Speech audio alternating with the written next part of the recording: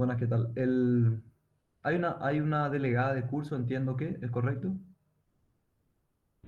Sí, yo sé. ¿Qué tal, Andrea? ¿Cómo estás? Yo tengo tu Todo número, bien. cualquier cosa te voy a estar molestando. Me pasó el ingeniero Segovia, tu número. Sí, que sin Bueno, problema. ok, ok. Bueno, nuestro desarrollo de clases, tal como decía el ingeniero Espinola, habla de este caso de puente en losa. Los puentes en losa, en este caso práctico, es un puente muy sencillo que realmente yo valoro bastante porque es bastante explicativo de aspectos que usamos durante toda la cátedra. Hace un año y medio, yo había hecho esta misma clase con un curso todavía presencial, o 2 años y medio tiene que ser, y me había tomado dos clases por el hecho de que intento explicar cada uno de los aspectos cada uno de los números que aparecen en el desarrollo de la clase práctica, para que no tengamos solamente un memorismo o una memotecnia sobre los pasos a seguir, sino que también tengamos el justificativo de cada cosa.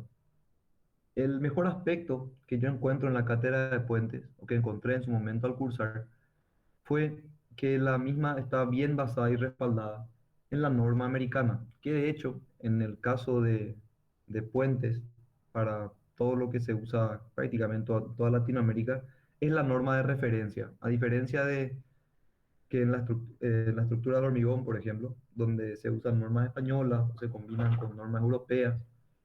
En el caso de puentes y todo lo que tenga que ver con caminos, es mayormente utilizado la norma AASHTO.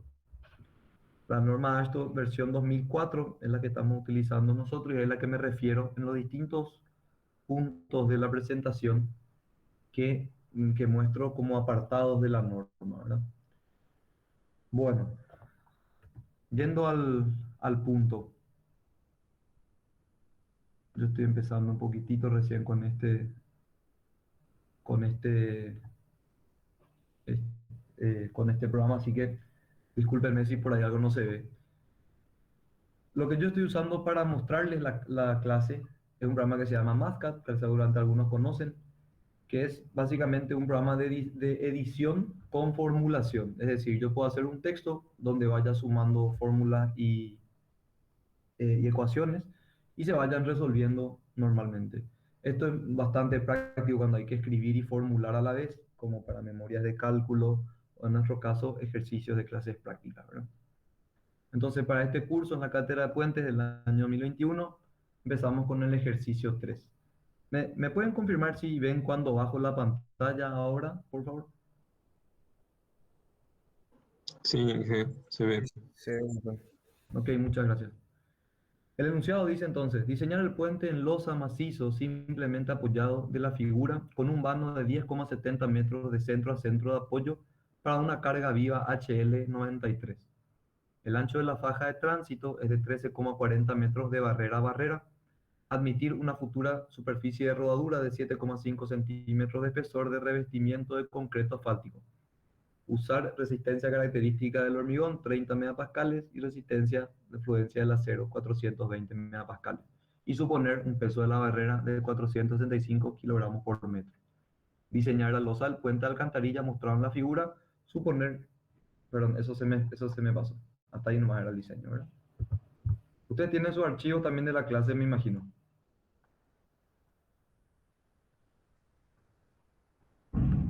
Oh, Sí, ok. tenemos, profe. Ok, ok. Necesito una respuesta hablada, discúlpenme porque estoy usando la pantalla del programita que uso de cálculo. Bueno, vamos analizando frase por frase para desglosar un poco este enunciado. Primero y principal, como una cuestión solamente del castellano, puente en losa es realmente una terminología que viene mucho de la traducción perdón, la traducción de la escuela española, que es para referir a que el elemento puente está configurado como una losa, ¿verdad? Por eso dice puente en losa o puente en vigas, como decía el ingeniero también un poco más temprano, ¿verdad? Bueno, más simplemente apoyado es la configuración de los puentes en general, dado que al tener una carga móvil y tener que considerar una carga móvil, es más práctico eliminar los efectos de los empotramientos sobre los estribos o las pilas intermedias, ¿verdad? Sobre los apoyos intermedios. Entonces, al poner simplemente apoyado, lo que nos está diciendo nos está dando el dato de cuál es la simplificación estructural que tenemos que hacer, porque esto se tiene que referir, como todos los procesos de cálculo, a una simplificación estructural, porque nuestros cálculos son manuales. Acordémonos que en el proceso de cálculo tenemos nosotros siempre un par de pasos que respetar, ¿verdad? Siempre tenemos, y lo habrán hecho también en sus otras cátedras, ¿verdad? Tenemos siempre un predimensionamiento, un cálculo de acciones o los efectos que van a actuar sobre la estructura analizada. Tenemos luego un cálculo de los esfuerzos que esas acciones generan. Luego tenemos una comprobación estructural con la resistencia de la pieza que estamos diseñando o que habíamos prediseñado. En el caso de que falle la comprobación estructural, volvemos al predimensionado, ¿verdad? Y ese bucle se repite, previsionado, cálculo de acciones, cálculo de esfuerzos, comprobación estructural, y luego, si eso verifica, vamos a la verificación y detallamiento. Entonces, en ese proceso tenemos que hacer esa simplificación estructural y eso es lo que ese es el dato que nos da el hecho que diga simplemente apoyado. Luego, hay la longitud del vano de apoyo a apoyo para que se tome una sola longitud y habla de la carga viva HL93.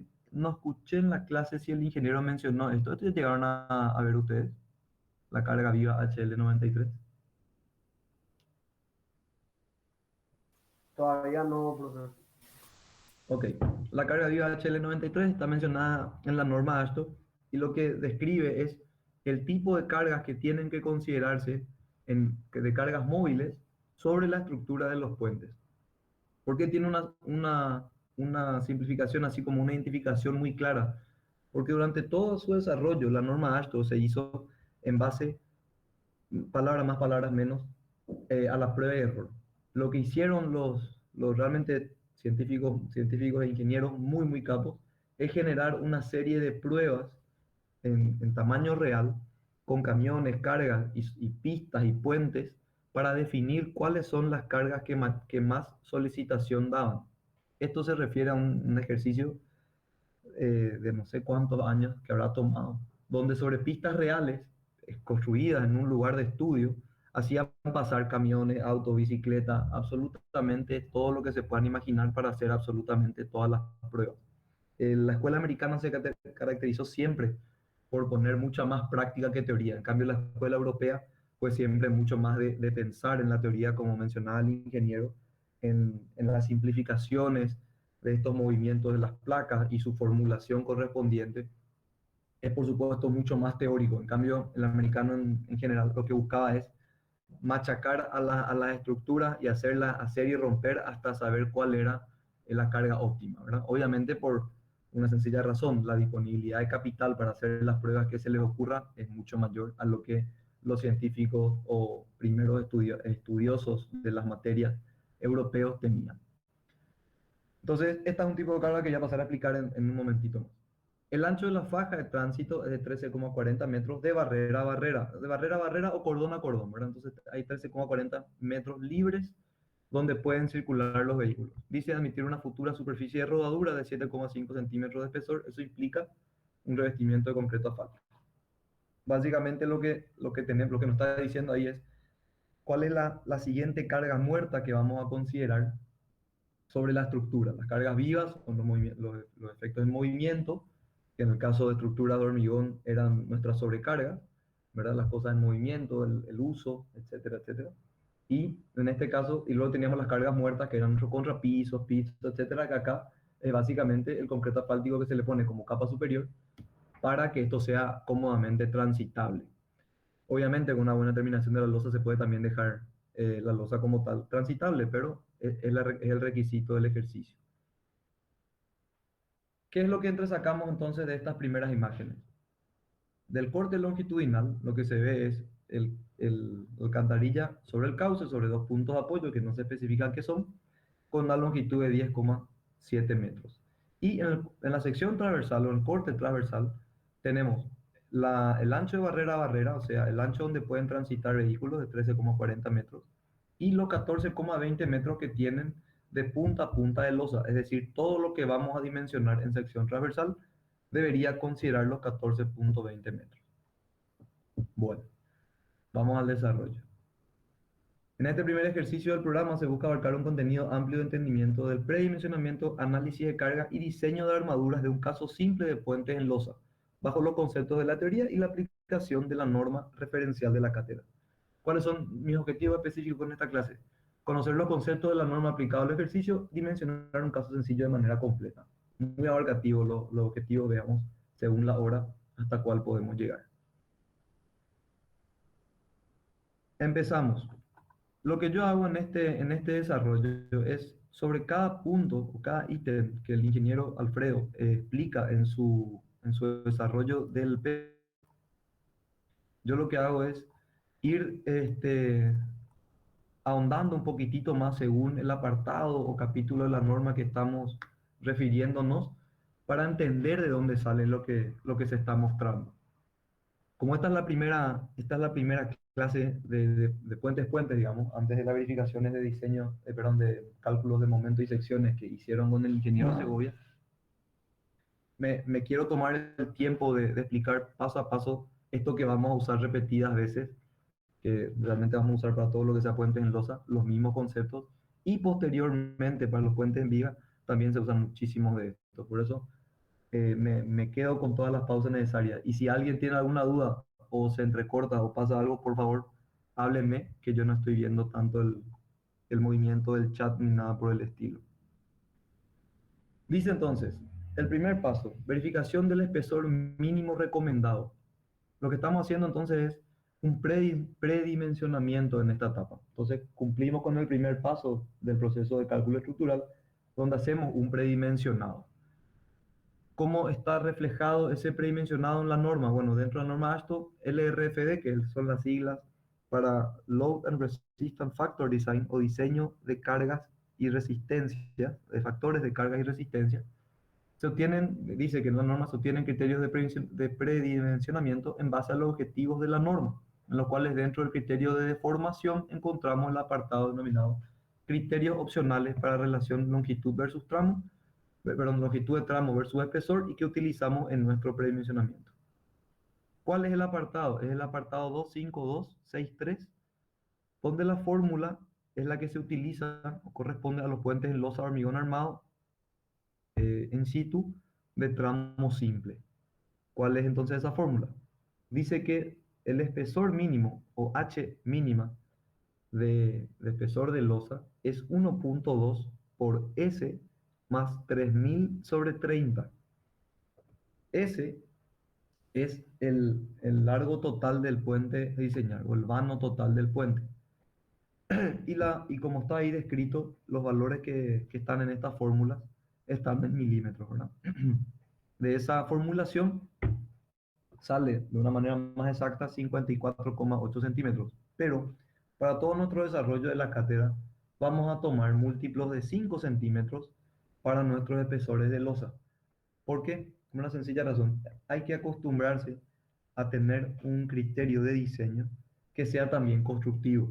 Y nosotros tenemos que saber que en el fragor de la batalla, el operario, el personal, el obrero, tiene muy poca sensibilidad para el caso de los hormigonistas a la precisión del centímetro.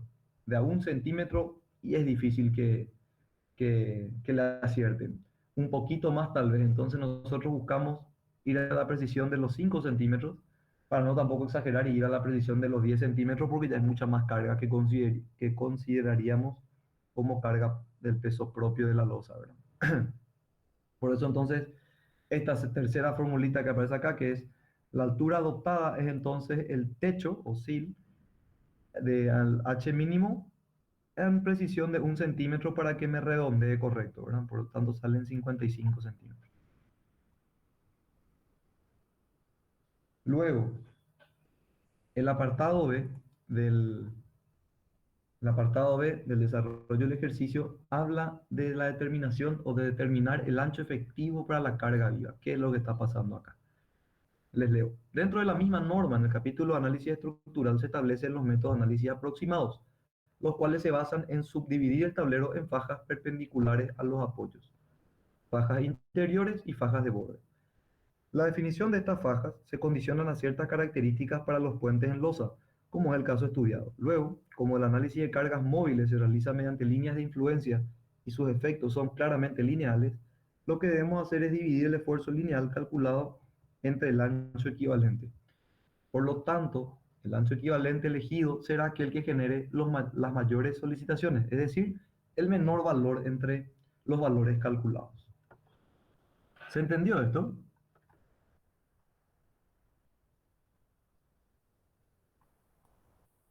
Sí, ¿no? Sí, se entendió, profe. Se asocia un poco con lo que estaba hablando el profesor Espínola, el ingeniero Espínola, hace un rato, ¿no? Habla de esa definición de, al no tener el apoyo de un programa de cálculo y poder hacer una simplificación de método finito, esta simplificación teórica lo que hace es dividir todo un tablero, un- un- este elemento plano, en varias fajas, donde hay fajas más favorables y fajas más desfavorables que hay que analizar de forma distinta, por el simple hecho de que hay elementos más hacia los bordes y otros menos hacia los bordes, más en el centro, ¿verdad? Entonces, ¿qué tenemos como ejemplo de esto? Que lo que hacemos es esas cargas de ruedas, esos elementos móviles que les pasan encima o el mismo peso propio, se tienen que poder simplificar y el efecto que vamos a analizar va a ir sobre unas franjas anchas para que esto pueda también después transformarse en unos cálculos de momentos que nos den las armaduras correspondientes, ¿verdad? Y usamos mucho y atacamos el concepto de líneas de influencia porque es la línea de influencia el efecto exacto que se necesita o el tipo de herramienta de la estática exacto que se necesita para una carga móvil, ¿verdad? Porque la línea de influencia de un esfuerzo en una sección es la curva que refleja los valores del esfuerzo en ese punto, cuando la carga unitaria recorre todo el elemento, ¿verdad? Entonces, exactamente el recorrido de la carga unitaria es lo que nos da esa posibilidad. ¿Cuál es la diferencia que tenemos que hacer? Nosotros vamos a hacer un análisis de líneas de influencia, que es exactamente un análisis plano, ¿verdad? De estática en 2D, o sea, una curva. Eso luego tenemos que transformar a un esfuerzo en área y ahí es donde entra a tallar, digamos, estos anchos equivalentes. Y para que esto sea otra vez útil, como yo entro a dividir entre un ancho equivalente para tener un momento por área que me den las armaduras que necesito, lo que tengo que hacer entonces es, como voy a estar dividiendo, elegir el menor de los valores de ancho efectivo o ancho eficaz para que me generen los mayores momentos, ¿verdad? Entonces, la solicitación que me sale en la línea de influencia, divido entre el menor de los valores de ancho equivalente y obtengo la mayor solicitación posible. La norma especifica dos tipos de anchos equivalentes a considerar y por practicidad y comparativa, nosotros aplicamos un tercer tipo. El primero es el ancho equivalente con un carril cargado. El segundo es el ancho equivalente con más de un carril cargado. Y el tercero es un ancho equivalente con el total de un ancho de carril real. Lo primero implica, según lo que describe la norma, en el efecto que se da cuando de todos los carriles que se tienen, tenemos un solo carril cargado. Un solo carril cargado que hace el efecto sobre nuestra losa o elemento estudiado. El segundo ya es cuando tenés más de un carril cargado, que ya es variable entre dos carriles y todos los carriles que te estén entrando en en el tablero. Y el tercero es un ancho equivalente con el total del ancho del carril. Eso quiere decir todo lo que pueda entrar de carril realmente, ¿verdad? Esa es una consideración al no saber si las cargas se respetan y demás. Hay que manejar siempre los valores extremos. Entonces, ¿qué es lo máximo que se puede considerar como un ancho equivalente? Y lo máximo es un carril. Más que un carril no se puede cargar. No pueden haber dos camiones sobre un carril simultáneamente, uno encima del otro. Inge, una consulta. Sí, ¿Cuál es la diferencia entre el ancho equivalente E1 y el E3? el ancho equivalente con un carril cargado es el efecto que tenés en cualquier parte del ancho de tu losa, pero solamente con un carril cargado. Voy a hacer un pequeño experimento acá. Me voy para arriba. Ustedes ven mi cursor. Sí se ve. No, ¿se ve? En estos 13.40 metros de ancho, yo puedo tener... voy a buscar algo.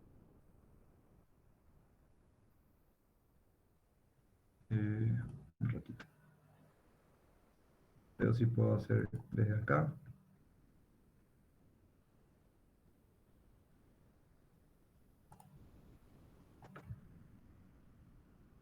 Ok.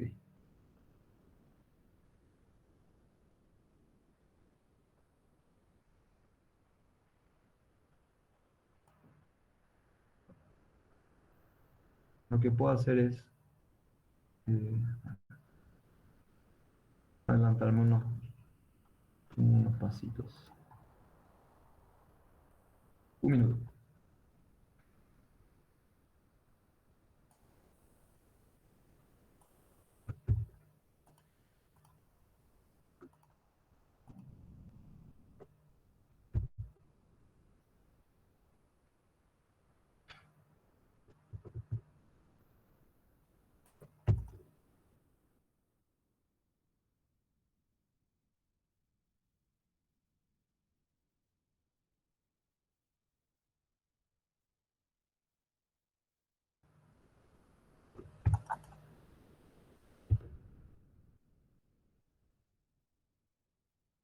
Ok. Va mi experimento en un ratito más.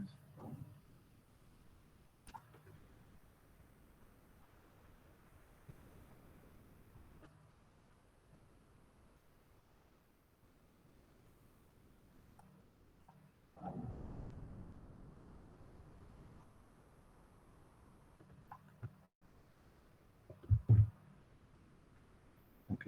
¿Se ve el dibujo que acabo de pegar?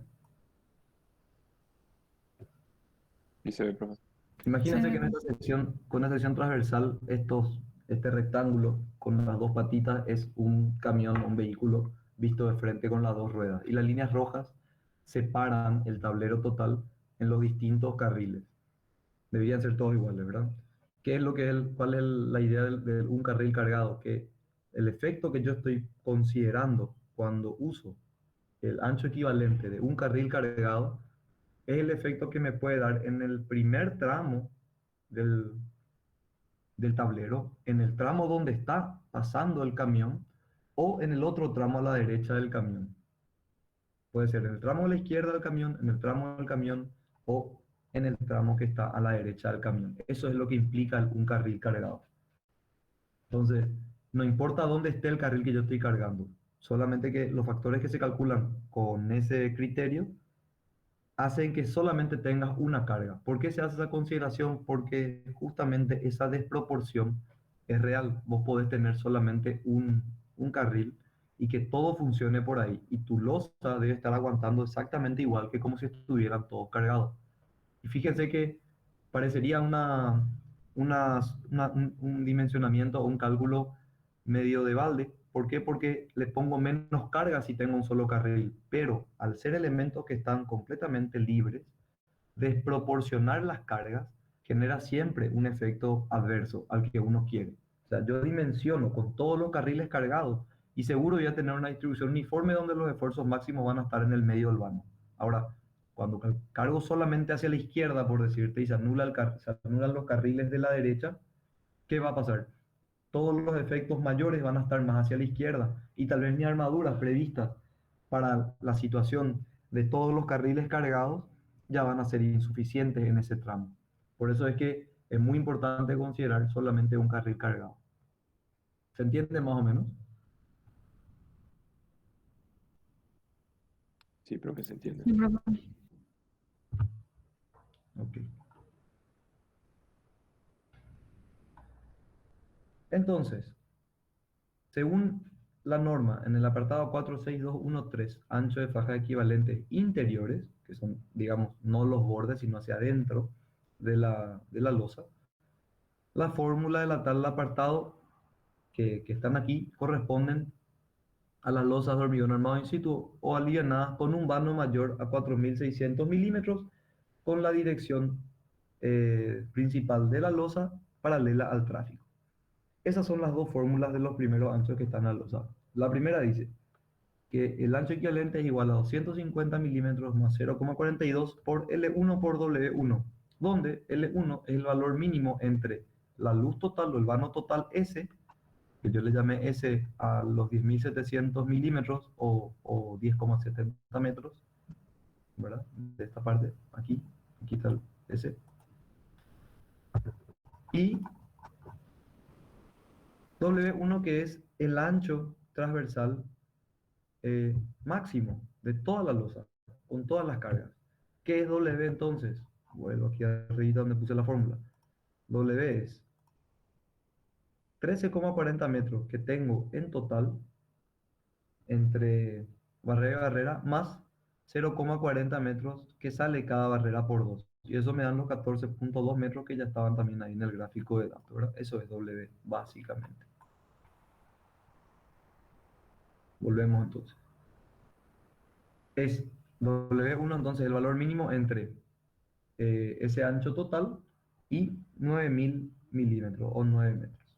Ese valor sale entonces 4.371,57 o lo que es lo mismo. Vamos a hacer acá rápidamente. 4,37 metros, ¿verdad? Luego, el ancho eficaz 2, que es con más de un carril cargado, es la suma de 2.100 milímetros más 0,12 por raíz de L1 por W1. Con una pequeña diferencia. El W1 ahora es el valor mínimo entre el ancho total y 18.000 milímetros o 18 metros. El hecho de que yo esté usando milímetros y fuerzas en kilonewtons es porque la traducción oficial de la norma AASHTO hace al sistema internacional en milímetros y kilonewtons. La metrotonelada, digamos, es más también una escuela española la norma americana, al no estar supeditada al sistema internacional, digamos, no le hace caso, ¿verdad? Pero las ecuaciones son las mismas. En este caso, lo que vamos a pasar se va a dividir todo entre 10 y vamos a tener los mismos resultados en general en las fuerzas y entre 1000 para las distancias, para lo que está en el archivo en PDF, ¿verdad? Ese valor E2 entonces es 2100 más 0,12 por el E1 con la nueva simplificación y eso te da 3.579,17 milímetros. Para el tercero, para el tercer valor necesitamos entonces saber cuál es la cantidad de, de carriles que pueden entrar en el ancho total dentro del tablero. Calculamos entonces el número de carriles de diseño según la norma AASHTO LRFD en su apartado 36111 que se define como el número posible de carriles enteros en el tablero analizado. Un carril, según la norma, está establecido como 3,6 metros. Y en realidad está relacionado más a una unidad en pies, si no me acuerdo mal, pero en la traducción quedan 3.600 milímetros o 3,6 metros. Entonces el valor menor o el valor entero menor entre 13.400, fíjense que acá tomo 13,4 porque es entre lo que me queda de tablero sin la barrera, en el ancho donde yo puedo tener recorrido de vehículos, ese es el ancho que yo tengo que considerar para calcular mi cantidad, mi número de carriles de diseño. Dividido un carril de diseño, que es 3,6 metros. Eso me da entonces 3. Por lo tanto, el tercer ancho va a ser el ancho total disponible dividido 3. Y eso me da 4.733,33 milímetros. ¿Qué tenemos que adoptar nosotros? Tenemos que adoptar el valor mínimo. Entonces, entre los tres valores, el que me sale el mínimo es 3.579,17, que es el valor del ancho equivalente 2, es decir, para múltiples carriles cargados, o para más de un carril cargado. Eso se ve en la página 2, dice ahí usar, nuestro texto, en el PDF del ejercicio, usar 3.580 milímetros. Vamos al apartado C de nuestro desarrollo. Aquí yo puse carga viva para el tablero, el ingeniero habla de aplicabilidad de la carga viva para el tablero, ¿verdad? ¿Qué es lo que dice en el desarrollo del ejercicio? Puentes tipo losa pueden ser diseñados para todas las cargas vivas especificado en la ASHTO, incluyendo la carga lineal. Entonces ahí vamos a hacer una pausa, ¿verdad? ¿Qué es lo que describo yo de eso que está diciendo el ingeniero Alfredo? Según la misma norma, para los puentes tipo losa, se deben analizar todas las cargas vivas presentadas en la misma norma. Las cargas vivas a considerar se presentan en el apartado 3612 y son las denominadas HL93. ¿Cuál es este conjunto de cargas? Este conjunto de cargas son la carga de camión, truck en inglés, o camión de diseño, la carga tipo tándem o tándem de diseño, y la carga tipo lane o carga de carril de diseño. Esta carga tipo lane es la que van a darse cuenta que es como la carga distribuida. ¿Qué es lo que resultó entonces de estos elementos? Como le dije al principio, de todos los análisis y estudios que se hicieron, se encontró que las combinaciones de estos tres tipos de carga generan las mayores solicitaciones en los elementos que tengan superficie de rodadura, ¿verdad? Caminos, puentes, alcantarillas, viaductos, lo que ustedes decían. Este, todo pueden ser pasos peatonales, no sé, todo se puede calcular con esto también. ¿Cuál es la consideración entonces? Y la aclaración que hay que hacer. No es que estos sean elementos que existan y que se puedan materializar en vivo para hacer un análisis. No, lo que esto sencillamente dice es que hay tres tipos de cargas que salen del estudio que generan las mayores solicitaciones. Y una de ellas, que es la carga tipo track, se puede establecer como una especie de camión, ¿verdad? Que tiene un eje, como se ve en el dibujo, un eje primario de menor peso, de 35 kilonewton, un eje y dos ejes secundarios como si fuesen la carga, como si fuesen la carreta de un camión de 145 kilonewtons. Entre el eje primario y la primera carga de la carreta hay 4,3 metros o 4.300 milímetros y el segundo, la segunda carga de la carreta puede estar ubicado distante de la primera carga de la carreta de 4,3 a 9 metros. En esa variabilidad se tienen, según el estudio, para la definición de las cargas HL93, los mayores efectos que puede tener esta carga tipo truck. No es que exista precisamente o que solamente puedan pasar por ese camino camiones de este estilo o de menor peso y menor dimensión. No es precisamente eso, ¿verdad? Luego tenemos la carga tipo, perdón, tándem, tiene que ser aquí.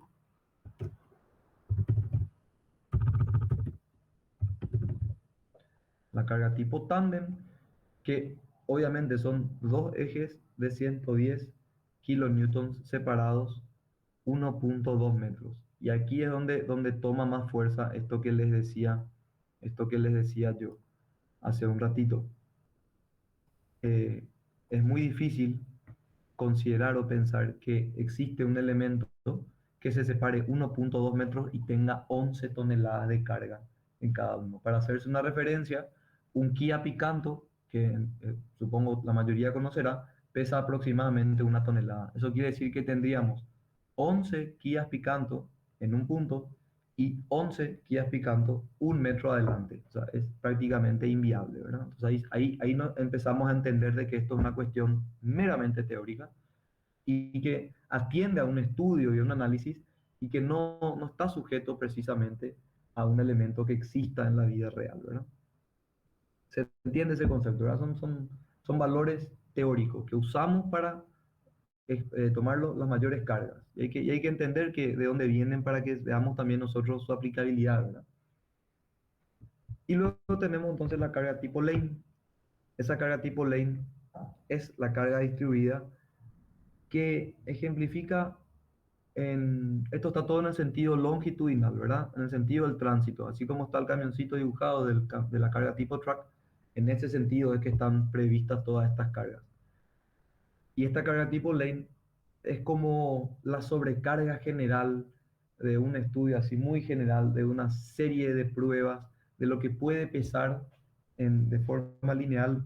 Supónganse la combinación que quieran, un camión de basura, un triple eje y 12 motos, 20 autos, lo que ustedes quieran imaginarse, pueden simplificarse en cierta medida y exagerando mucho los términos en estos 9.3 kilonewton por metro o 0,93 toneladas por metro de carga.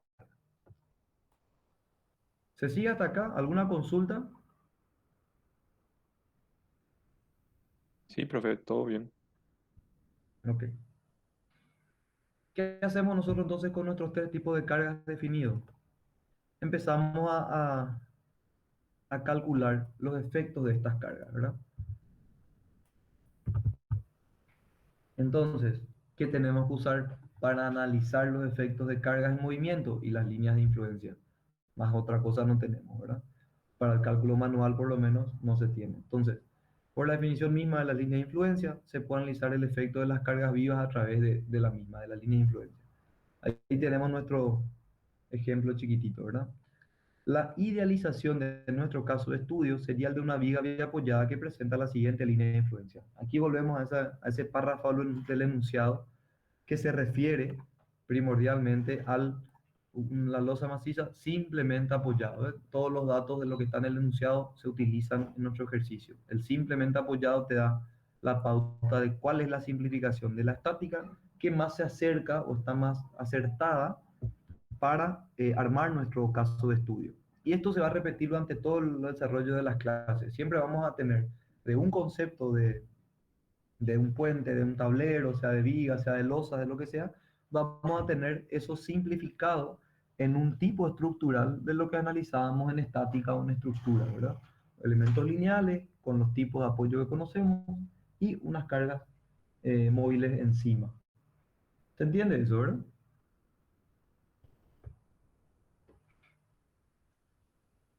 Sí. Perfecto. Disculpen si soy muy insistente con las preguntas.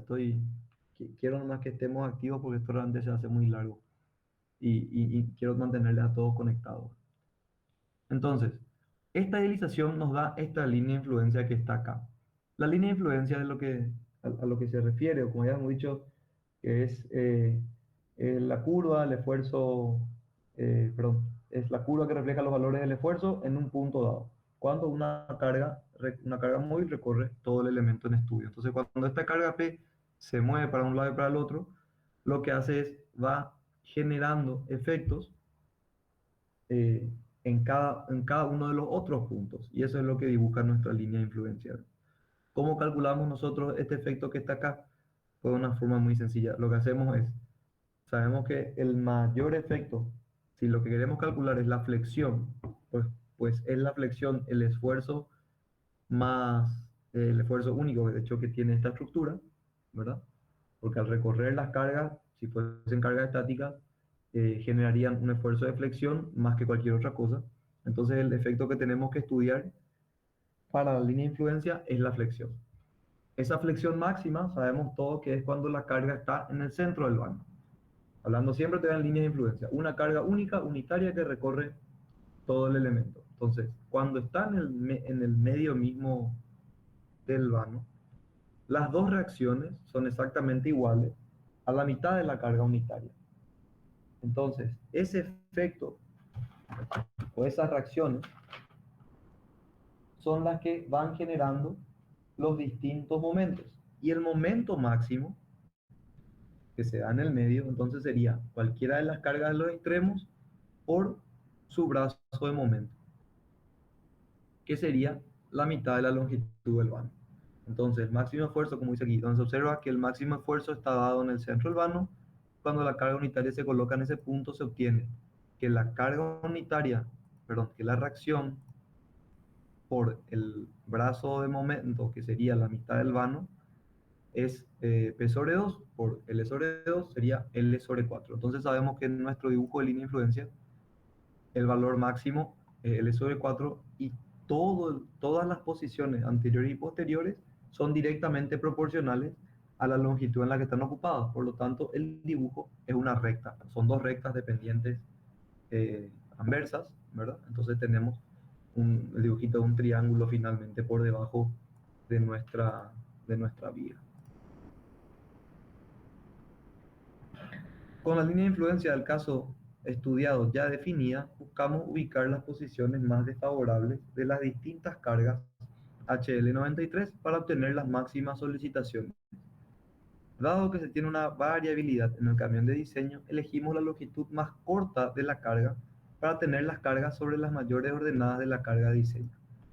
Estos dos conceptos lo que nos hacen es ponernos un poco en el contexto de lo que hay que pensar cuando estamos usando las líneas de influencia y en general cuando estamos haciendo cálculos manuales.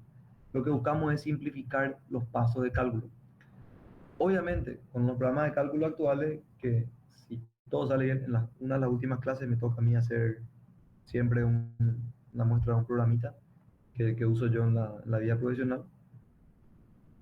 En esos programas se pueden hacer elementos finitos donde yo agarro este mismo camioncito de diseño, ya está configurado el programa, y lo pongo en 10.000 distintas posiciones sobre todo mi tablero, a lo ancho y a lo largo.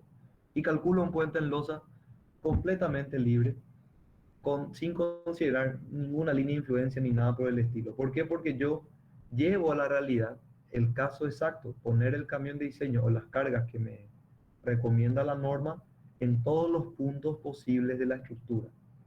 Esto se puede definir para que el camión se ubique cada centímetro si se quiere, pero hace tardar más el cálculo, o cada metro. Entonces cada un metro el mismo camioncito de diseño y te muestra el programa, deja todas las cargas dibujadas. Y eso, y calcula todos los efectos de esas cargas, ¿verdad? Como no es el caso de que estemos usando ahora un programa de ese estilo, tenemos que pensar para simplificar los pasos de cálculo y perder el menor tiempo posible. Por lo tanto, si tengo una carga que tiene una longitud variable y tengo una cierta longitud de estructura, que son los 10.70 metros, ¿qué tengo que intentar hacer? Si yo sé que el efecto, el esfuerzo que yo quiero calcular a través de una línea de influencia, ¿cómo se calcula? Es siempre la carga por la ordenada, ¿verdad? Ese es el esfuerzo que yo voy a tener. El esfuerzo del momento se va a dar por la carga, por una ordenada. Esto no es el brazo de momento. Ojo, Ojo que no estoy calculando brazo de momento acá. Acá ya tengo una línea de influencia donde yo le hice pasar una carga unitaria y me da una serie de ordenadas o valores verticales, por decirlo de una manera. Esa serie de valores verticales, cada uno de ellos multiplico por una carga que yo le voy a poner en realidad y eso me da el esfuerzo, el momento en ese punto para la carga que yo estoy considerando, ¿no? Entonces, como tengo que hacer esa multiplicación y tengo que considerar las cargas, lo que me conviene es juntar lo más que pueda todas las cargas y acercarlas lo más que pueda a mi máxima ordenada de la línea de influencia. ¿Para qué? Porque cerca de la máxima ordenada, como se ve en el dibujo, que es un triángulo, ¿verdad? Un triángulo isósceles en este caso, yo tendría las máximas, los valores mayores de esta letra A que se ve en la imagen, ¿verdad? Mientras más cerca estoy del medio, mayor es la carga. Entonces ahí yo tuve que darles ese concepto, digamos, para pensar en ello y no empezar a probar por probar las distintas posiciones de cada una de las cargas, porque se me va a hacer muy largo.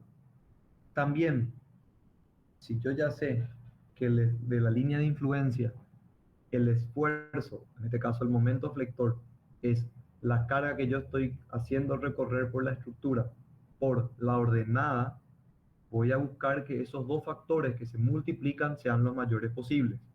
La ordenada máxima ya sabemos que es en el centro.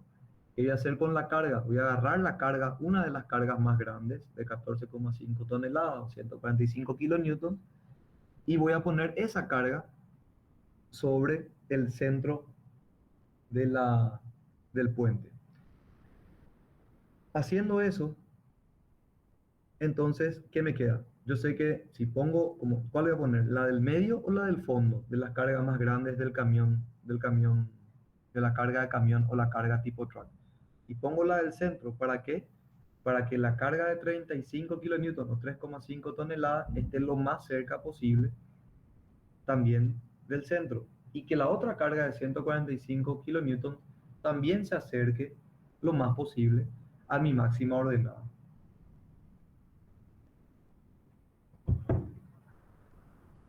Entonces, con todas estas consideraciones, yo tengo el dibujo que les acabo de mostrar acá, ¿verdad? Que está acá en la pantalla ahora mismo. El efecto máximo de 145 kilonewtons que tengo en este tipo de carga sobre la ordenada máxima y en consecuencia las otras. Yo les invito a que hagan el desarrollo de esta clase, así como todas las otras, semanalmente, y le busquen la vuelta, nos hagan las preguntas que haga falta para desarrollar estos ejercicios todas las semanas el que se da. Porque eso le va a ayudar muchísimo al concepto del examen final y a la aplicación del examen final, y realmente le va a ser mucho más fácil, porque esa práctica ayuda demasiado. Y cuando hagan esas prácticas, ahora que tienen un poco más de tiempo, por lo menos para esta cátedra, intenten hacer una prueba. Pongan la carga del frente del camión de 3,5 toneladas, pongan en el medio y vean dónde le caen las otras cargas. Hagan dibujitos chiquitos varias veces en el papel, como se dice, gasten la punta o rayen las hojas para un poco palpar esto que estamos diciendo de la línea de influencia. Eso le va a ayudar mucho en los ejercicios siguientes, donde las líneas de influencia, si bien están estandarizadas y tabuladas, igual hay que tener este concepto para aplicar estas cargas, ¿verdad? Entonces, ¿qué es lo que yo hago acá? Una vez que ya tengo definida la posición de mi carga de camión, lo que hago entonces es calcular este valor A, que es la ordenada de mis otras cargas. ¿Y cómo calculo eso? Como es un triángulo, la línea de influencia de esta estructura es un triángulo, lo que hago es hacer una relación de triángulos sencillamente, ¿verdad? El lado A de este triángulo más chiquito es a su cateto mayor, como L sobre 4 es al cateto mayor de su triángulo más grande. Ese cateto mayor del triángulo más grande es exactamente la mitad del vano.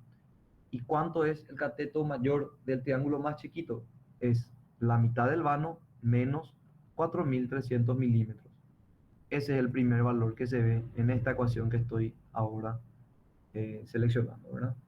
S sobre 2, que es 10,7 sobre 2, menos 4,3 metros o 4.300 milímetros. Eso me da, Profe, ¿sí? una consulta. ¿De dónde salía ese 4300?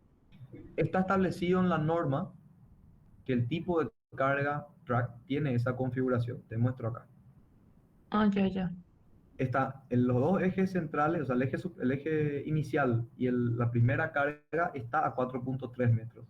Y la segunda carga de la carreta, por decirlo de una manera, puede estar a 4,3 mínimamente y máximo a 9 metros de distancia de la primera carga. Eso está establecido como la norma.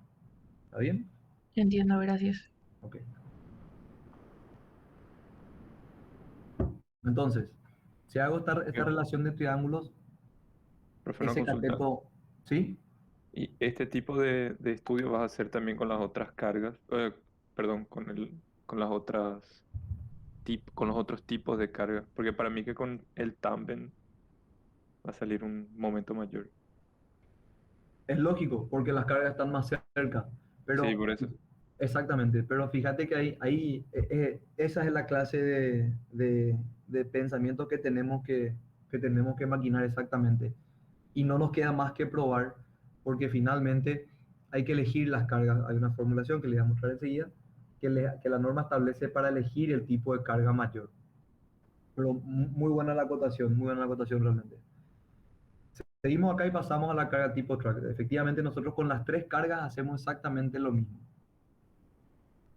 En este primer caso, entonces, nuestra relación de triángulo hace que ese cateto mayor del triángulo más chiquito es la mitad del vano menos 4,3. Eso A es A como el cateto mayor del triángulo más grande, que es nuestra ordenada máxima de la línea de influencia, es a su cateto mayor, que es la mitad de la luz. Entonces, esa es la división que está en el segundo multiplicando, ¿verdad?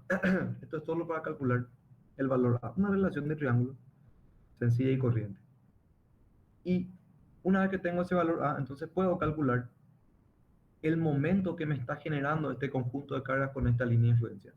Como dijimos antes, esta línea de influencia, el esfuerzo de línea de influencia es la carga multiplicada por la distancia, o sea, por la ordenada.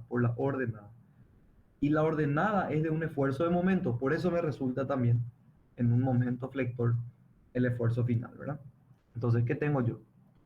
Para este esfuerzo de momento de la carga tipo track, que está acá, la carga menor de 35 kilonewtons o 3,5 toneladas se multiplica por su ordenada de línea de influencia, o sea, por A. Y los dos valores de 145 kilonewtons simplifico y se multiplican por la suma de la ordenada máxima, que es igual a S sobre 4, y más el valor A, que por ser simétrico va a ser el mismo, por ser un triángulo isósceles, y la carga está a la misma distancia, va a ser el mismo valor A del otro lado, ¿verdad? Eso nos da entonces una carga track, un momento de la carga track de 482,38 kilonewton por metro. En nuestro desarrollo del ejercicio le sale al ingeniero Alfredo 48,24. Fíjense que si divido entre 10 me sale 48,238, que es prácticamente 24.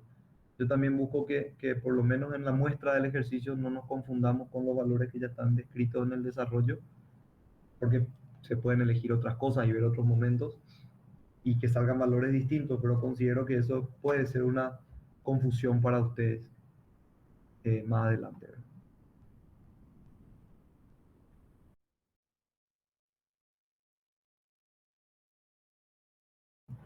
Bueno, a lo que preguntaba el compañero, el efecto de la carga tipo tándem, hacemos lo mismo. Ponemos nosotros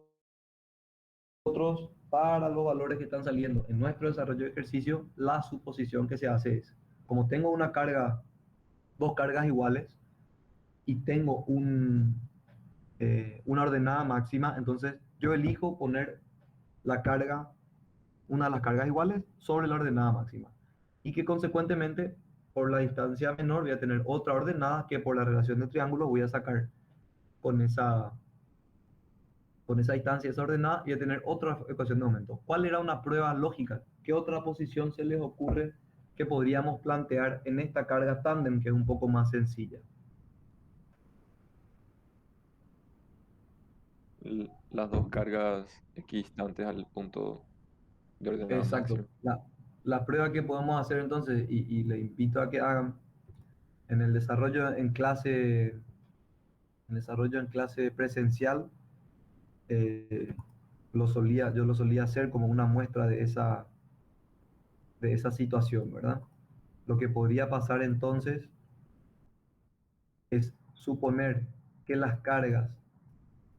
que ambas cargas que son iguales, están simétricamente distribuidas al centro de mi línea de influencia y por lo tanto se puede presuponer que eso nos daría un esfuerzo mayor, que sería algo más o menos a esto. A ver, me alejo un poquitito.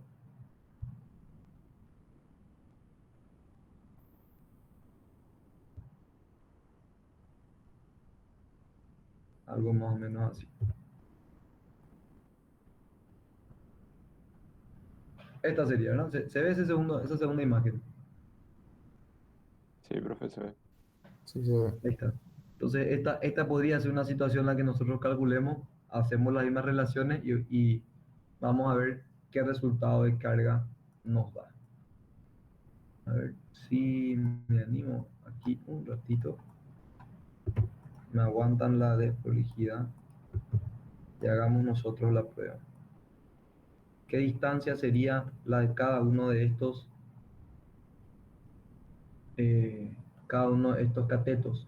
Sería la mitad del vano menos la mitad de 1200. ¿Es correcto? Entonces eso sería el cateto menor. Entonces B es a su cateto como L sobre 4 es a su cateto.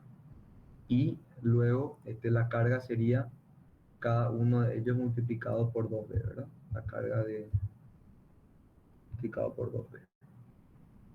En este caso, fíjense que tengo que ver si no me está calculando. A ver, Sima. Sí, está ahí.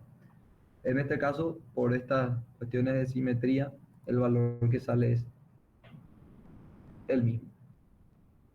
522,5 kilonewton por metro. No es una regla, esto es una situación que se dio aquí nomás.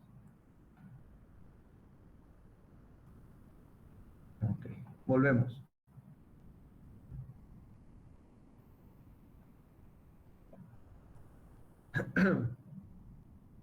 Bueno, entonces el efecto de la carga tándem se da con esta relación. Se ve la relación de triángulos que hacemos de la misma forma que recién. En este caso, la mitad del vano menos 1200. Eso se multiplica. Ese es el cateto, el cateto mayor del triángulo de cateto B. Y eso se multiplica por la relación entre el cateto menor y el cateto mayor del triángulo de la mitad de la línea de influencia, ¿verdad? Eso me da 2.08 metros, que multiplicado por los 110 kilonewtons o 11 toneladas de esa suma, me da 522,5 kilonewtons por metro. Luego tenemos el efecto de la carga Lane. Al ser una carga distribuida, lo que aquí se tiene que hacer es multiplicar en la teoría una carga distribuida sobre una línea de influencia que tuvo un recorrido de una carga puntual. Lo que se debe hacer entonces es multiplicar la carga distribuida por un diferencial de área de la línea de influencia, que al integrar todos esos diferenciales de área entre toda la línea de influencia, lo que nos da es que se multiplica la carga distribuida por toda el área de la línea de influencia. Esa es la teoría muy básica. Pero básicamente para el concepto que utilizamos nosotros, lo que hacemos es multiplicar entonces las cargas distribuidas por toda el área de línea de influencia. ¿Cuál es el área en la línea de influencia? Y el área de un triángulo que tiene una base de 10.7 metros y una altura, como un triángulo isósceles, de L sobre 4 o S sobre 4, y eso todo dividido 2, ¿verdad? Entonces base por altura sobre 2 es S por S sobre 4 dividido 2 y multiplico por 9.3 kilonewton por metro. Eso me da 133.09 kilonewton metro de carga, de esfuerzo, de momento en la carga Lane. Luego, según la norma, en el apartado de aplicación de sobrecargas vehiculares de diseño, en los requisitos generales se establece que la solicitación extrema se deberá tomar como el mayor de los siguientes valores. Y aquí va un poco esto que también hablaba el compañero, ¿verdad? Esta consideración que se toma.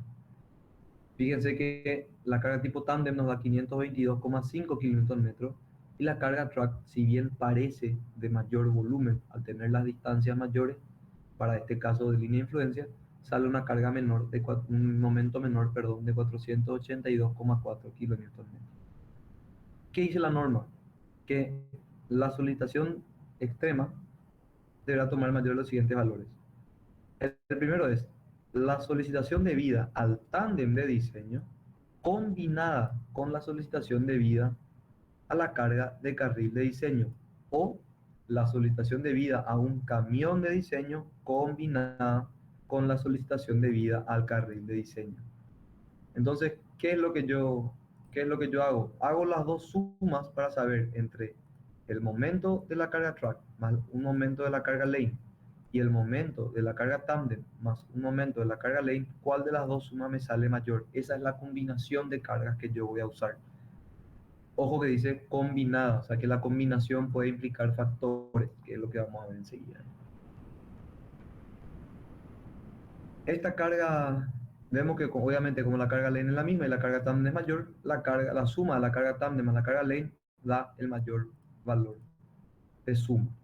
Entonces, ese es el valor. Esas son las combinaciones que vamos a elegir. A partir de ahora le descartamos a la carga track y ya no la utilizamos. Y dice también la norma, esto siempre dentro de la norma. Además, a fin de considerar el efecto del impacto provocado por las cargas de las ruedas de los vehículos en movimiento, la norma establece un factor de incremento en su apartado 3.6.2 denominado incremento por carga dinámica, donde para todos los componentes que no sean las juntas de construcción, entre tramo y tramo de losa, en cualquier estado límite que no sean los de servicio, se aplica la siguiente fórmula. El factor que se aplica de aumento, de incremento por carga dinámica, es 1 más IM sobre 100, donde IM es igual a 33% para nuestro caso de estudio. Esto está todo en el apartado 3.6.2, en dos tablitas muy sencillas, una tablita muy sencilla, que ejemplifica los casos. Esto, para que se entienda, es este efecto que, como dice ahí abajo, se debe aplicar lógicamente a las cargas de camión o tándem de diseño. Este efecto que hablamos acá en la combinación y el incremento de carga dinámica, lo que dice la norma es, y fíjense digamos, el nivel de análisis que tenían para hacer todos estos estudios.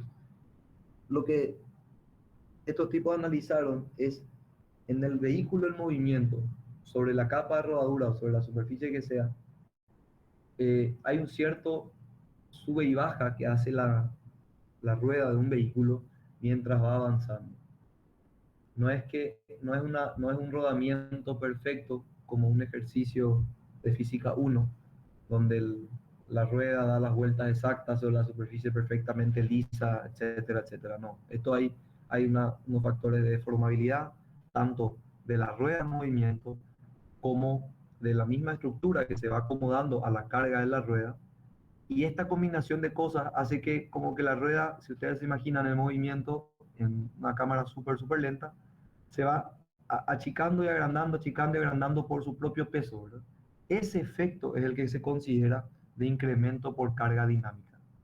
Ese es el nivel de estudio al que estos tipos llegan, o este análisis, esta norma refleja, y resulta otra vez en un factor, en una formulación demasiado sencilla. De todas las pruebas que le sacaron, hay solamente que considerar un factor distinto cuando estás analizando las cargas sobre la junta de un tramo de losa, entre otros tramos de losa, o cuando estás analizando las cargas de estados límites de servicio. Para todos los demás casos, esta es la fórmula que usamos para el incremento de carga dinámica. Entonces, realmente es sorprendente cómo esta serie de estudios y análisis que hicieron ellos por un montón de años en esas pistas que hoy ya no existen, generan valores tan sencillos, ¿verdad? Y tan sencillos y tan seguros que con esto se viene dimensionando desde hace más de 40, 50 años y más todavía de lo que existe la norma, ¿verdad? Así que esa es, digamos, un poco la fuerza que tienen estos numeritos de repente, que para nosotros son de aplicación directa, y entendiendo un poco los conceptos tal vez les ayude a que se les guarde más efectivamente, vamos a decir, la información, ¿verdad? Como son efectos de cargas dinámicas, de los tipos de carga, lo único que se asemeja a algo que está en movimiento como un vehículo son la carga truck o la carga del camión de diseño y la carga tándem. Son los dos elementos que están en movimiento, porque la carga de carril es como una carga distribuida, como esa combinación de un montón de cosas que ya no deberían ser, no se pueden ya aumentar por la carga dinámica, porque ya están en sí consideradas como un todo. Entonces, por eso no es algo que estamos analizando, que está en movimiento constantemente. Es por eso entonces que solamente estas cargas, este factor de 1 más 33 sobre 100, que es 1.33, se aplica solamente a las cargas de tándem o camión de diseño. ¿A cuál le vamos a aplicar? A la que nos da de la mayor suma, que en este caso es la carga tándem. Es por esto que el efecto de las cargas vivas entonces va a ser después el momento de las cargas vivas e impacto es 1.33 por el momento de la carga tándem más el momento de la carga ley. Eso nos da 828.02 kilonewtons por metro de momento. Esta nomenclatura de LL es por el inglés que es carga viva, live load. Por eso es que se hace la nomenclatura de esa manera, ¿verdad? Bueno, son las 9. Nuestra clase va hasta las 10, ¿no? Sí, 20 y 50, 21 y 50. 21:50, o sea, tenemos 40 minutos. Ok, un ratito. ¿Me dan 5 minutos o un poquito más? Empezamos y cuarto de vuelta para descansar un poco la garganta, de mi parte, y Dale, seguimos. profe. No hay problema, hija. Dale, profe.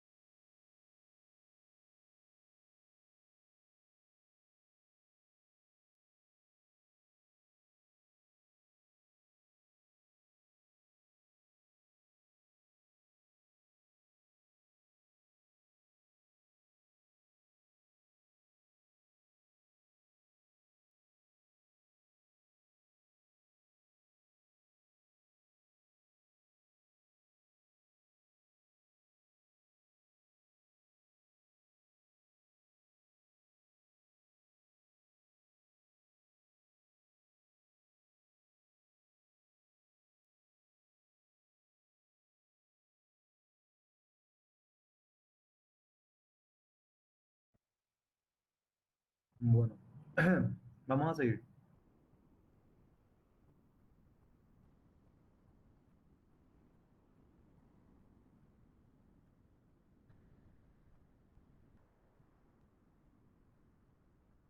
Siguiendo entonces con nuestra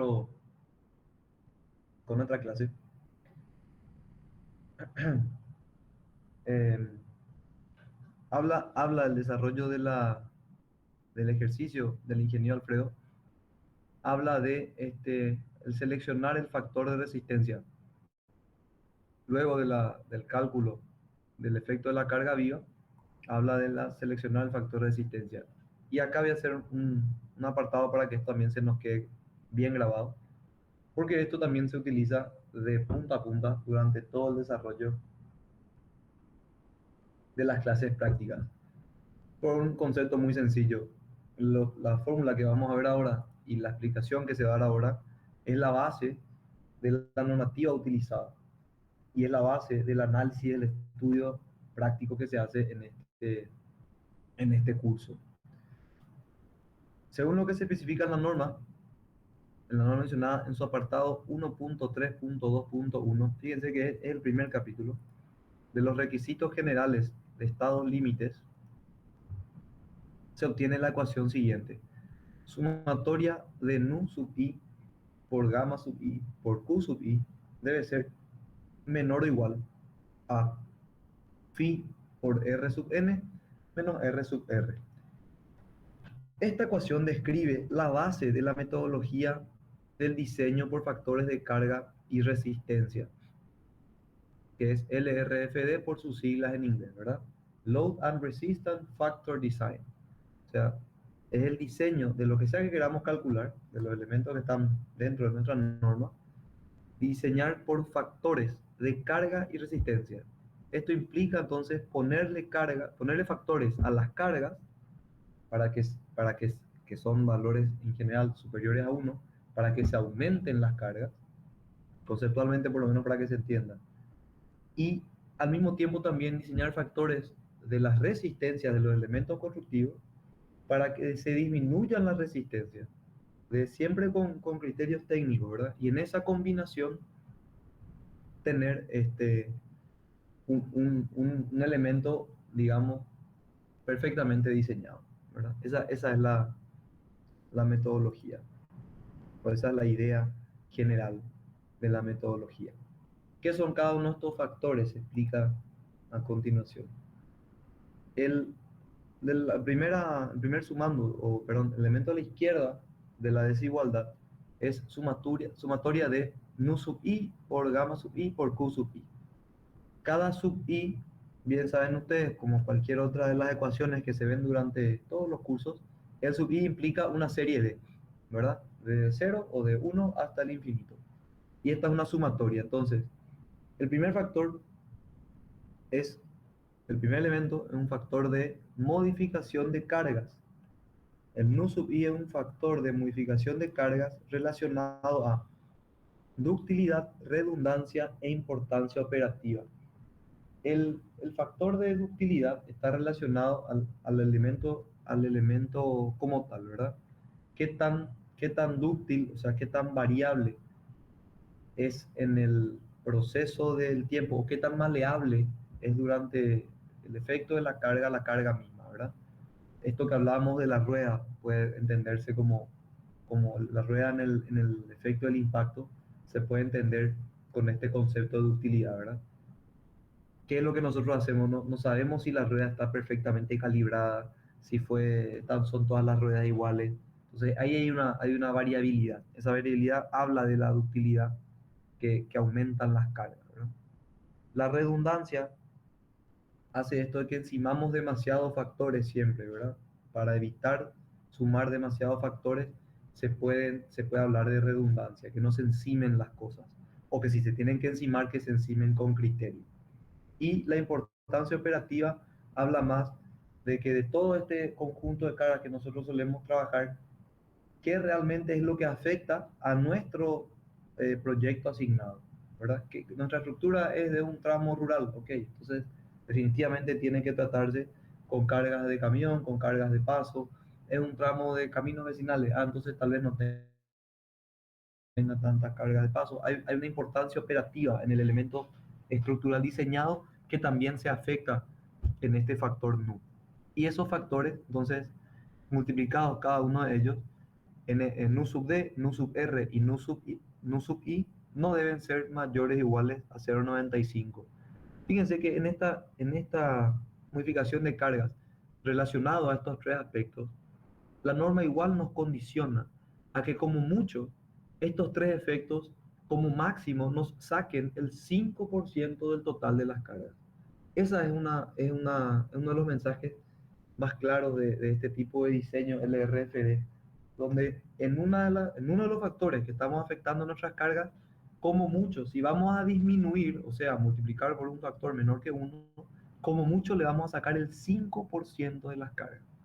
En la máxima carga que nosotros estamos manejando más o menos ahora, que eran las 14,5 toneladas, estamos hablando de sacarle 0,72 toneladas. O sea, de esos 14 picantos, menos de 1 es lo que podríamos llegar a descontar. Prácticamente nada. Ese es el mensaje que nos deja esta ecuación, ¿verdad? Luego tenemos el valor gamma sub i, que es un factor de carga de base estadística. Esto sí es de todas las pruebas y números que se hicieron, de todos los ejercicios que se hicieron, las repeticiones, el tipo de esfuerzo, cómo nos va afectando según las estadísticas que se sacaron a cada tipo de esfuerzo o a cada tipo de carga. El factor gamma es el que nos da esa relación, ¿verdad?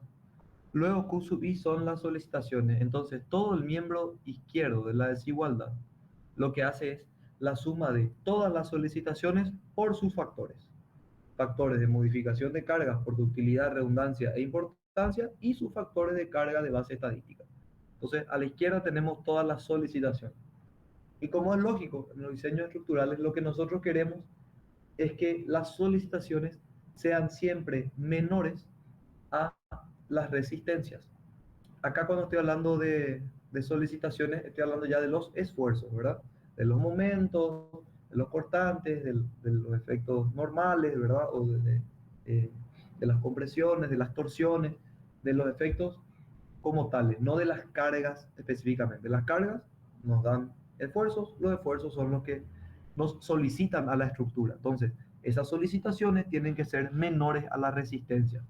¿A cuál es resistencia? Y es a la ecuación que dice que phi, que es el factor de resistencia de base estadística, por la resistencia nominal, es decir, la resistencia neta, lo que en la teoría o en el experimento o en la prueba de carga el elemento aguanta, menos su resistencia mayorada. A esta ecuación se le saca la resistencia mayorada para tener como el mínimo de la resistencia que tendría la pieza estructural, ¿verdad? Entonces por eso le ubicamos un factor distinto al de la mayoración normal, ¿verdad? A la carga, a la resistencia nominal, y a eso le restamos la resistencia mayorada. Para todos los efectos, prácticamente todos los efectos que vengan a posteriori en nuestros ejercicios, por más que haya otros, vamos a tomar nosotros que los factores de utilidad, redundancia e importancia operativa se toman como 1, 1,05 y 1 nuevamente, ¿verdad? Acá ya puse importancia operativa y O. Por lo que el factor nu que multiplica a nuestras solicitaciones es siempre 1,05. Esto está todo en una tabla también, en ese mismo apartado del capítulo 1, 1.3.2.1 de la norma, ¿verdad? Y mucho más adelante, en el capítulo 3 de la norma, donde habla de las cargas y los factores de carga, nos vamos a algo más específico que este valor gamma del factor de carga en base estadística. ¿Y en qué se divide? Se divide en los estados distintos que la estructura puede estar solicitado. Los estados de la estructura son lo que nosotros relacionamos a lo que hablábamos de estados límites en nuestro estudio de hormigón y las otras cátedras. No sé si ustedes ya dieron hormigón con base a la norma americana ACI o se sigue dando en base a la norma española. se sigue dando con base en la norma española y creo que este año hicimos las últimas clases, hicimos una comparación también con la ACI. Ok, entiendo, ok. Estas dos primeras clases que dio el ingeniero Segovia son justamente para eso, ¿verdad? Para aprender a diseñar piezas solicitadas a momento por la norma americana ACI. Y es lo que vamos a usar nosotros, ¿verdad? Y en base a esto mismo, en vez de hablar de estados límite, hablamos estados límite que teníamos estados límite en servicio, que es considerando las solicitaciones y las resistencias sin mayoraciones ni minoraciones. Y después teníamos los estados límites últimos, hablaba la norma española, ¿verdad? Esa comparativa, palabras más, palabras menos, términos más, términos menos, en nuestro desarrollo de la normativa AASHTO y en nuestro desarrollo de la cátedra, se toma como los estados últimos hablan la norma de estados de resistencia. Los estados de resistencia, hay varios estados de resistencia para distintas características de la estructura que nosotros, por la situación en la que trabajamos y para los ejemplos de casos que damos, que son casi siempre puentes de un tipo de tránsito y con sus características similares, trabajamos entonces para el estado de resistencia 1, que es lo convencional. Y para ese estado de resistencia se tienen tres valores de factores de carga de base estadística aumentado, que dependen de las solicitaciones exclusivamente. El primer factor es el gamma sub DC, que habla de las cargas muertas. El factor DC o el subíndice DC se refiere a las cargas muertas. Todas las cargas muertas, que son básicamente el peso propio de la estructura, todo lo que sea peso propio, se va a multiplicar entonces por 1.25. El esfuerzo que salga del peso propio se va a calcular por 1.25. Y todos los esfuerzos con la simbología D sub W, que son las cargas muertas sobreimpuestas. Esto es decir, todo aquello que es una carga muerta, o sea, un elemento que en general no se desplaza, no se mueve, está manteniendo siempre unas características constantes, pero que está por encima de nuestro peso propio, o que tiene una variabilidad muy eventual, se multiplican por el factor 1.50. En nuestro caso, ¿qué carga sería esta? Sencillo. Este es el caso de la capa de rodadura, o sea, el concreto asfáltico que se suma sobre el, el peso propio y varía eventualmente. Las cargas muertas como tales, lo que tienen el subíndice DC, son cargas muertas invariables en el tiempo. Entonces el peso propio se asume que no se va a consumir bajo ningún concepto, por lo tanto, que no se va a disminuir bajo ningún concepto, por lo tanto el factor es 1.25. Sin embargo, las cargas muertas sobreimpuestas pueden tener algún aspecto de variabilidad que en base a estadística podría ejemplificarse como el cambio del espesor de la capa de rodadura. Ejemplo más clásico para nuestra situación. Un camino rural en nuestro país tiene que sortear un cauce chiquito, un cauce pequeño, unos 5, 10, 15 metros como mucho. Ese, ese, ese sorteo que el puente hace como máxima expresión de su desarrollo en la ingeniería o del desarrollo de la ingeniería civil, el saltear el cauce, el obstáculo natural a través del puente, lo que hace entonces es se colocan unas vigas de madera, algunos puntales de madera y se hace un primer puente de madera donde van pasando todos los caminos rurales. Ahora, pasado el tiempo, se licita y se hace a través del Ministerio de Obras Públicas, tenemos nosotros un cambio en la estructura de ese camino o un cambio en el diseño del camino y se está apuntando a que ese camino sea un camino rural. Por lo tanto, vamos a hacer lo primero que hay que hacer cuando vas a pasar de un camino vecinal a un camino rural, que es hacerle los puentes de hormigón. Al hacer el puente de hormigón y reemplazar el puente de madera, le ponemos por ahora solamente, la losa de hormigón como área de tránsito. Pero seguido el tiempo se hace el camino, en ese camino de tierra se hace el pavimento o el concreto asfáltico sobre el camino de tierra para convertirlo en un tránsito rural y por lo tanto se agrega la capa de rodadura o la capa de concreto asfáltico sobre ese puente de hormigón antes dimensionado. Esa es una carga sobreimpuesta y esa es su probabilidad de variabilidad o un ejemplo de su variabilidad. Por eso este factor es mayor, porque esto puede seguir variando. Entonces, al no poder estimar con claridad qué puede pasar en el futuro, porque por más buen ingeniero que sea, el futuro es siempre incierto, se toma un valor mayor de 1.50. Y luego tenemos el tercer aspecto, que para nuestro estado de resistencia, en estado convencional, la tercera carga, la tercera solicitación, perdón, relacionada a las cargas que se tiene, es la de las cargas vivas con los factores de impacto. Por eso el factor tiene el subíndice LL, de carga viva en inglés, live load, y IM, que es de impact o impacto, que es el factor que habíamos calculado hace un ratito. Y fíjense en este valor, ¿verdad? El valor previsto para la carga viva es 1.75. Es decir, estadísticamente, sea cual fuese el diseño que estamos haciendo, la situación en la que se está calculando, se estima que el 75% de las cargas vivas no están consideradas en la vida útil de toda la estructura. Por eso entonces todo lo que nosotros supusimos de las cargas vivas que ya están estandarizadas, vamos a decir que van a aumentar otra vez 75% encima de ese valor. Y esa es la solicitación que va a tener esa carga. De esta forma se genera entonces la sumatoria total de, de las solicitaciones para comparar con nuestras resistencias, ¿verdad?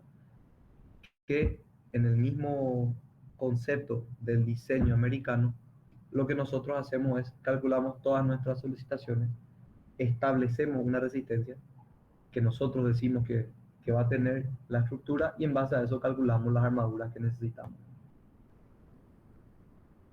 Bueno, esta formulación, si bien acá es bien teórica, se hace más sencilla en el desarrollo del ejercicio, esta es la base de nuestro estudio de la práctica en todo el curso. Quiero dejar la clase acá, ahorrándome un poquito de tiempo, para que después entremos en las siguientes cargas y volvamos un poco con un poco más de fuerza el miércoles siguiente a terminar el desarrollo del ejercicio y a sacar los números finales. Pero tenía que hacer estos resúmenes y estas aclaraciones de todos los factores para que sea también claro lo que vamos a hacer después.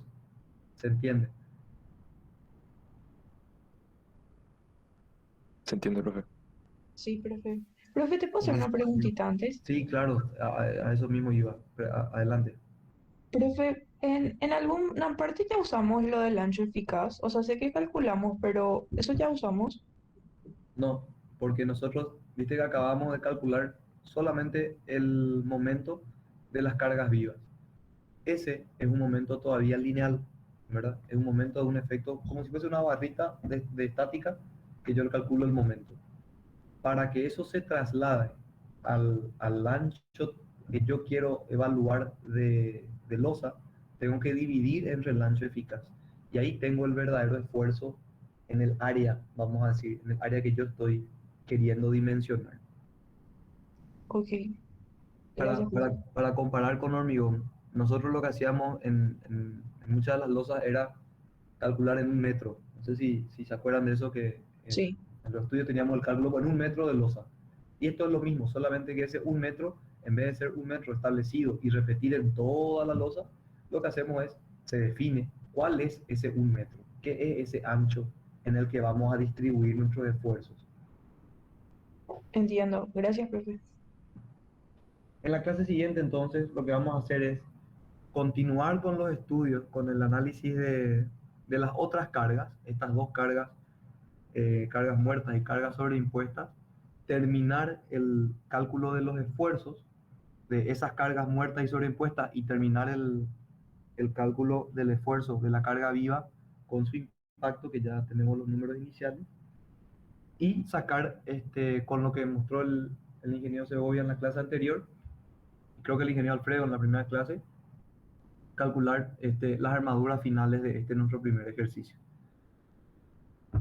¿Está bien? ¿Les parece?